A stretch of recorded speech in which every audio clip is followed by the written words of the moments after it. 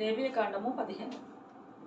మరియు యెహోవా మోషే అహరోనులకు ఇలాగు సెలవిచ్చెను, మీరు ఇశ్రాయేలుతో ఇట్లనుడి, ఒకని దేహమందు స్రావమున్న ఎడల ఆ స్రావము వలన వాడు అపవిత్రుడగును. వాని స్రావము కారినను కారకపోయినను ఆ దేహస్థితిని బట్టి వాడు అపవిత్రుడగును. ఆ స్రావము కలవాడు పండుకొని ప్రతి పరుపు అపవిత్రము. వాడు కూర్చుడు ప్రతి వస్తువు అపవిత్రము. వాని పరుపును ముట్టువాడు తన బట్టలు ఉదుకుకొను నీళ్లతో స్నానము చేసి సాయంకాలం వరకు అపవిత్రుడై ఉండును. అట్టివాడు దేని మీద కూర్చుండునో దాని మీద కూర్చుండువాడు తన బట్టలు ఉదుకుకొని నీళ్లతో స్నానము చేసి సాయంకాలం వరకు అపవిత్రుడై ఉండును. స్రావము గల వాని దేహమును ముట్టువాడు తన బట్టలు ఉదుకుకొని నీళ్లతో స్నానము చేసి సాయంకాలం వరకు అపవిత్రుడై ఉండును. స్రావము గలవాడు పవిత్రుని మీద ఉమ్మ వేసిన ఎడల వాడు తన బట్టలు ఉదుకుకొని నీళ్లతో స్నానము చేసి సాయంకాలము వరకు అపవిత్రుడై ఉండును. స్రావము గలవాడు కూర్చుండు ప్రతి పల్లము అపవిత్రము. వాని కింద నుండిన ఏ వస్తువైనను ముట్టు ప్రతివాడు సాయంకాలము వరకు అపవిత్రుడై ఉండును. వాటిని మోయవాడు తన బట్టలు ఉదుకుకొని నీళ్లతో స్నానం చేసి సాయంకాలం వరకు అపవిత్రుడై ఉండును.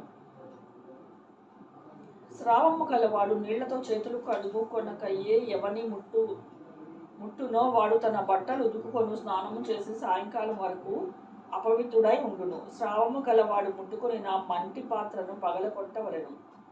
ప్రతి చెక్క పాత్ర నీళ్లతో కడగవలెను. స్రావము గలవాడు తన స్రావము నుండి పవిత్రత పొందినప్పుడు తన పవిత్రత విషయమై 7 దినములు లెక్కించుకొని తన బట్టలు ఉదుకుకొని పారు నీటితో ఓడలను కడుగుకొని పవిత్రుడగును. ఎనిమిదవ నాడు 2 తెల్ల గువ్వలనైనను 2 పావురపు పిల్లలనైనను తీసుకొని ప్రత్యక్షపు గుడారము యొక్క ద్వారమునొద్దను వచ్చి యెహోవా సన్నిధిని వాటి యజమానిని అప్పగించవలెను. యాజకుడు వాటిలో ఒకదానిని పాప పరిహారార్థ బలిగాను ఒకదాని దహన బలిగాను అర్పింపవలెను. అట్లు యాజకుడు వాని స్రావము విషయంలో యెహోవా సన్నిధిని వాని నిమిత్తము ప్రాయశ్చిత్తము చేయవలెను. ఒకరికి వీర్యస్థలమైన ఎడల వారు సర్వాంగ స్నానము చేసుకుని సాయంకాలము వరకు పవిత్రుడై ఉండును. ఏ బట్ట మీదను ఏ తోలు మీదను వీర్యస్థలనమగునో ఆ బట్టయు ఆ తోలును నీళ్లతో ఉదుకుకొని సాయంకాలం వరకు అపవిత్రుడై ఉండును. వీర్యస్థలమగునట్లు స్త్రీ పురుషులు శయనించిన వారిద్దరితో నీళ్లతో స్నానము చేసి సాయంకాలం వరకు అపవిత్రులై ఉందురు. స్త్రీ దేహమందుండు స్రావము రక్తస్రావమైన ఎడల ఆమె 7 దినములు కడగా ఉండవలెను. ఆమెను ముట్టుకొని వారందరూ సాయంకాలం వరకు అపవిత్రులగుదురు. ఆమె కడగా ఉన్నప్పుడు ఆమె దేని మీద పండుకొనునో అది అపవిత్రమగును. ఆమె దేని మీద కూర్చున్నో అది అపవిత్రమగును. ఆమె పడకను ముట్టు ప్రతివాడు తన బట్టలు ఉదుకుకొని నీళ్లతో స్నానము చేసి సాయంకాలము వరకు అపవిత్రుడై ఉండును. ఆమె దేని మీద కూర్చున్నో దాని ముట్టు ప్రతివాడు తన బట్టలు ఉదుకుకొని నీళ్లతో స్నానము చేసి సాయంకాలము వరకు అపవిత్రుడై ఉండును.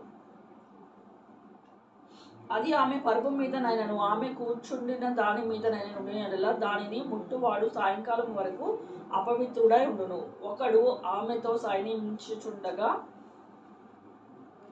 ఆమె రజస్సు వానికి తగిలిన ఎడల వాడు 7 దినములు అపవిత్రులగును. వాడు పండుకొని ప్రతి మంచము అపవిత్రమగును. ఒక స్త్రీ కడగా ఉండు కాలమునకు ముందుగా ఆమె రక్తస్రావము ఇంకా అనేక దినములు స్రవించినను ఆమె కడగా నుండు కాలమైన తరువాత స్రవించినను ఆమె అపవిత్రత ఆమె కడగా నుండు దినముల వలనే ఆమె స్రావ దినములన్నీయు ఉండును. ఆమె అపవిత్రురాలు. ఆమె స్రావదినములన్నీయు ఆమె పండుకొను ప్రతి మంచము ఆమె కడగా ఉన్నప్పటికీ మంచము వలె ఉండవలెను. ఆమె దేని మీద కూర్చునునో అది ఆమె కడగా ఉన్నప్పటికీ అపవిత్రత వలె అపవిత్రమగును. వాటిని ముట్టు ప్రతివాడు అపవిత్రుడు. వాడు తన బట్టలు ఉదుకుకొని నీళ్లతో స్నానం చేసి సాయంకాలం వరకు అపవిత్రుడై ఉండును. ఆమె ఆ స్రావము కుదిరి పవిత్రురాలైన ఎడల ఆమె 7 దినములు లెక్కించుకుని అవి తీరిన తరువాత పవిత్రురాలగును. 8వ నాడు ఆమె 2 తెల్ల గువ్వలనైనను 2 పావురపు పిల్లలైన ప్రత్యక్షపు గుడారము యొక్క ద్వారమునకు యాజకుని వద్దకు తేవలను. యాజకుడు ఒకదానిని పాప పరిహారార్థ బలిగాను, ఒకదానిని దహన బలిగాను అర్పింపవలెను. అట్లు యాజకుడు ఆమె స్రావము విషయమై యెహోవా సన్నిధిని ఆమె నిమిత్తం ప్రాయశ్చిత్తము చేయవలెను. ఇజ్రాయేలు తమ మధ్య నుండి నా నివాస స్థలములను అపవిత్ర పరుచున్నప్పుడు వారు తమ అపవిత్రత వలన చావకున్నట్లు వారికి అపవిత్రత కలగకుండా మీరు వారిని కాపాడవలెను. స్రావము గలవాని గూర్చియు వీర్య స్థలము వలన అపవిత్రత గలవారిని గూర్చియు కడగానున్న బలహీను రాలిని గూర్చియు స్రావము గల స్త్రీ పురుషులను గూర్చియు అపవిత్రు రాలితో సైనించు వాని గూర్చియు వధింపబడినది ఇదే.